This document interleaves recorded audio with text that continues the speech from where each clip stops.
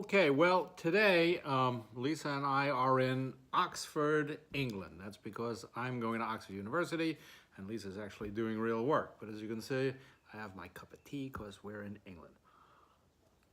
What I want to talk to you about is the importance of planning. And what makes me think about this is I recently saw two very interesting and very different pieces of, one was television and one was film, and there was an important lesson in watching both of them.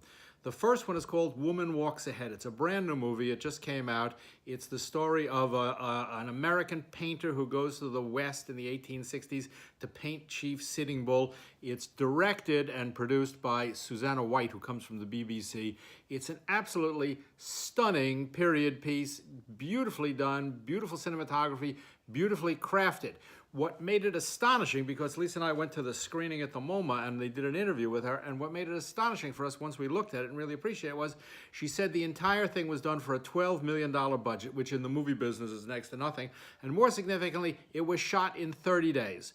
When you go back and look at the film, understanding the whole thing was done in 30 days between the sets and the scene and the details and the craftsmanship and the broad scenes of the American plains and the stuff done in New York, it's almost incomprehensible that she was able to produce that entire film in 30 days. It's a stunning film. It's award-winning, or worthy of being award-winning, beautifully crafted and made for, in the movie business, next to nothing.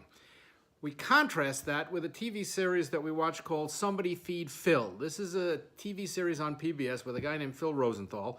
He used to be a producer and the writer for Everybody Loves Raymond, and now he's going into his second season for producing a show where he flies around the world like Tony Bourdain and eats different things and complains about them or says how great they are, and it's fine. You know, it's your typical PBS food show.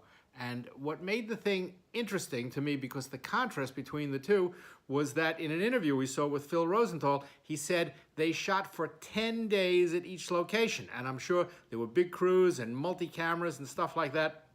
10 days to make a mediocre, I mean, it's okay, it's reality television, a mediocre half hour. I don't know what the budget was, but I can imagine 10 days of shooting plus editing and that kind of stuff. It must have come in at least $250,000 or $300,000, if not more.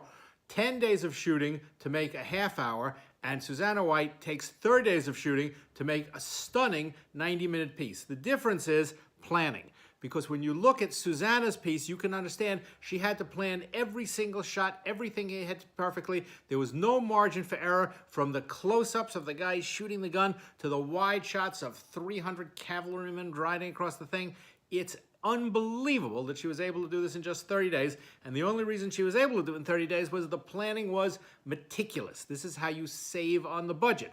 Phil Rosenthal's piece is nice, and when he was interviewed, he said, well, sometimes we'd go to cities, we wouldn't know what we were doing. I'd just wander around, find things that we thought was interesting, then I'd bring the crew up, which is a crazy and extremely expensive way to work, because every day you're shooting, you're burning more and more money. Now, a couple of years ago, Lisa produced a 13-part series, 13 half hours, a search for the best coffee in the world.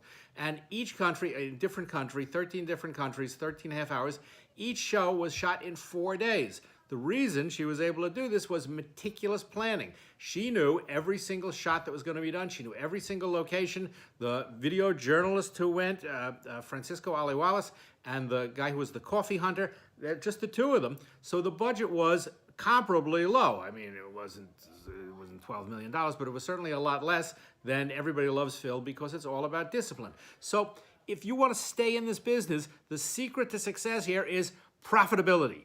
There's no point in making a beautiful or even a mediocre thing if you're going to spend a ton of money, and time is burning money. The longer you take to shoot something, the more you're screwing around when you're in the field, the more money you're burning, the more expensive your show is going to be. The more expensive your show is going to be, the less profitable it's going to be for a network that decides if they want to air it, because that's more commercial time they have to sell against it. So the lesson for today is planning, planning, planning. And planning is success. As I'm here at Oxford, I happen to be studying Napoleon. There was a guy who planned, just like Susanna White. See you next time.